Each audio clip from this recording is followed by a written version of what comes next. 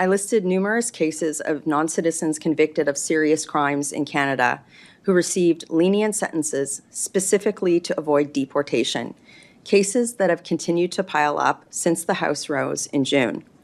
Those examples followed dozens of similar cases which Conservatives raised in the House over the past year. 2 weeks ago, I once again called on the Liberal government to end this practice, and once again they took no action. And, no surprise, more egregious cases have since emerged that underscore the urgent need for change. For example, on August 15th, it was reported that an Indian national in Canada on a study permit was convicted of theft and 8 counts of fraud, and is now asking a judge for an absolute or conditional discharge to avoid a criminal record that immigration lawyers warned would almost certainly lead to his deportation. And on August 20th, it was reported that an Ontario judge reduced the sentence of a non-citizen from Ecuador who was convicted of sexual assault causing bodily harm, even though the defense had agreed that the original 5-year term was appropriate. Citing near certain deportation that would follow, the judge stated that the conviction will have devastating immigration consequences and lowered the sentence. There is ample evidence to suggest that defense lawyers are routinely using immigration status as an argument for their clients to get away with the consequences of committing serious crimes. That is an anti-Canadian practice, and it must be stopped. It's worth noting that Canadian courts actually said this about this practice. In the Pham decision, the Supreme Court ruling, which opened the door to this disgusting practice, the court explicitly stated that the consideration of immigration status does not constitute a charter right, a remedy, or a charter breach. In fact, the ruling did not mention the charter at all.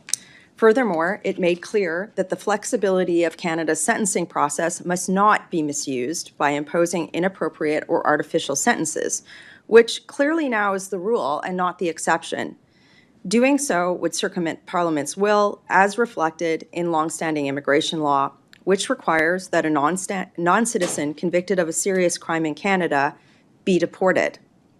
Said differently, by not closing the loophole in the law that allows for this practice, the Liberal government has enabled lawyers to help non-citizens avoid the consequences for law that has existed for decades. And that law is there for a reason. Giving non-citizens who have been convicted of serious crimes in Canada lenient sentences in order to avoid deportation creates a two-tier justice system where Canadian citizens are given harsher sentences than non-citizens who broke our laws. Not only is this hostile to the common good, it sends a clear and dangerous message to non-citizens across Canada that the federal government feels that it is acceptable to break our laws with impunity, because even those who commit serious crimes like sexual assault can remain in our country, cities, and communities. It is the government's fundamental duty to ensure that no non-citizen is allowed to enter Canada and enjoy its privileges and benefits without fully accepting the responsibilities that come with living here. I shouldn't have to get up in the House of Commons over and over and over and sit here in front of you over and over and over with story after story of two-tier justice. Non-citizens convicted of serious crimes in Canada should be punished and deported, period. How many more reports of serious crimes like sexual assault being reported with a lenient sentence will it take for our Prime Minister to act? Prime Minister Mark Carney and his government should be able to say through their actions, if you are a guest in Canada and you are convicted of a serious crime like sexual assault, there is no possible reason you should be allowed to stay here. Letting certain people commit crimes with impunity makes Canada unsafe, leading to a society that is less trusting to everybody, including immigrants, the vast majority of people who come to the country, by the way, who work hard and play by the rules.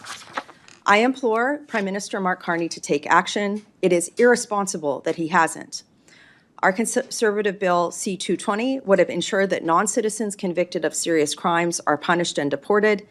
It would have ended the two-tier justice system and brought much-needed fairness and balance in criminal sentencing. Prime Minister Mark Carney and his Liberal caucus, instead of adopting this common-sense solution, chose again to vote against it. I implore the Prime Minister to reverse his position on this issue and restore fairness and order to Canada's justice and immigration systems.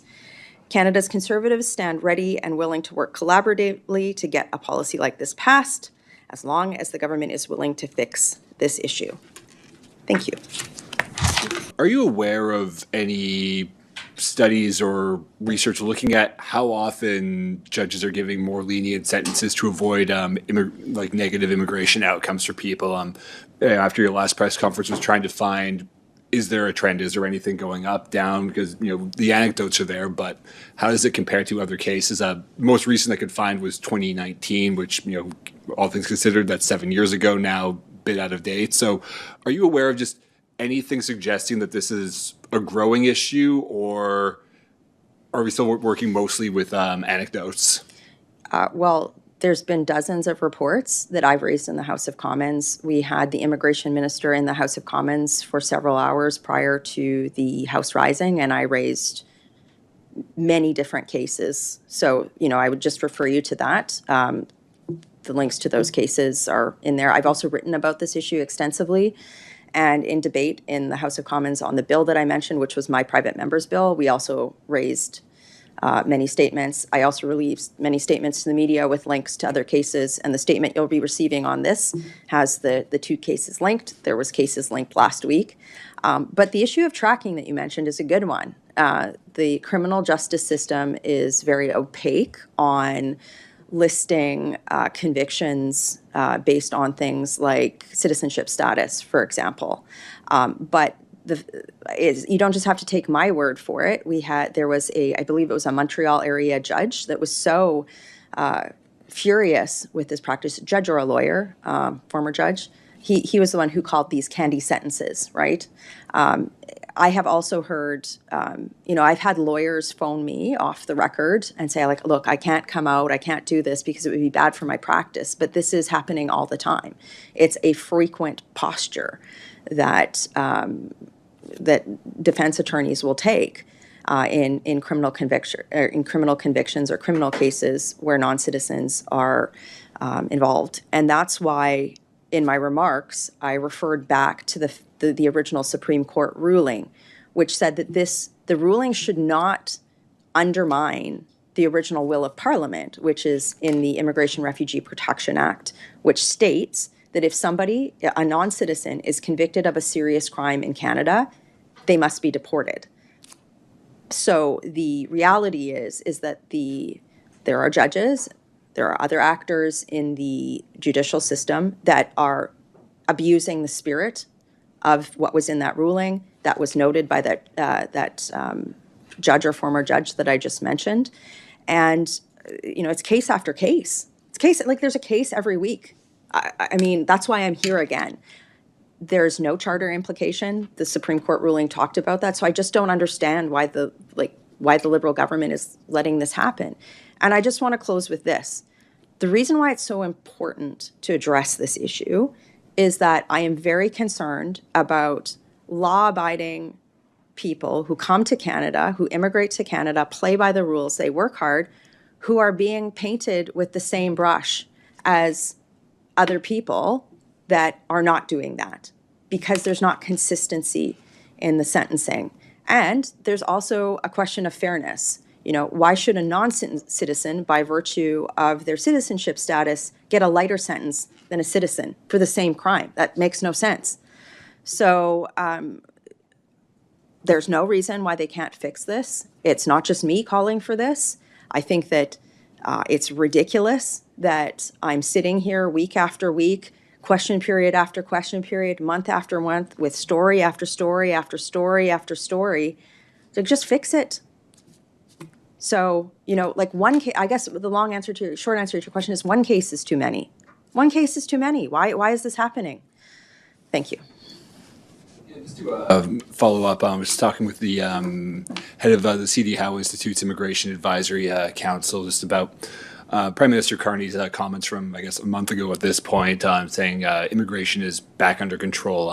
One of her critiques of that comment is saying that there's still not enough transparency around what exactly is the size of the temporary resident population, especially given the lack of tracking at this point of people, are they leaving when their visas expired? But one other thing that she raised was seeing that the 5% target, saying that that should be seen as the ceiling, not the floor for where the temporary resident population should be.